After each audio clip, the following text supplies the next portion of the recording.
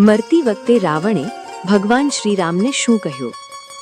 જ્યારે રાવણ મૃત્યુ પામી રહ્યો હતો ત્યારે તેણે રામને બૂમ પાડીને કહ્યું, રામ, આજે હું સમજી ગયો.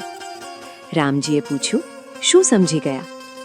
રાવણે કહ્યું, રામ, હું તમારા કરતાં બધી રીતે મોટો છું. હું તમારા કરતાં કદમાં મોટો છું.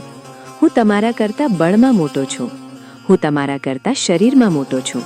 મારે 10 માથા અને 20 હાથ છે. રામ, હું તમારા કરતાં પરિવારમાં પણ મોટો છું. મારે 1 લાખ પુત્રો અને 1.25 લાખ પૌત્રો છે. રામ, હું તમારા કરતાં વૈભવમાં પણ મોટો છું. મારી પાસે સોનાની નગરી લંકા હતી. છતાં પણ હું હારી ગયો. રામે પૂછ્યું, કેમ હારી ગયા? રાવણે કહ્યું, બસ એક જ ખામીને કારણે હું હારી ગયો. મારો ભાઈ વિભીષણ મારી સાથે નહોતો અને તમારો ભાઈ લક્ષ્મણ તમારી સાથે હતો. બસ આ જ કારણે હું હારી ગયો. આ સંદેશ એ શીખવે છે કે ગમે તેટલી શક્તિ કે સંપત્તિ હોય, પણ જો પરિવારમાં એકતા ન હોય તો હાર નિશ્ચિત છે.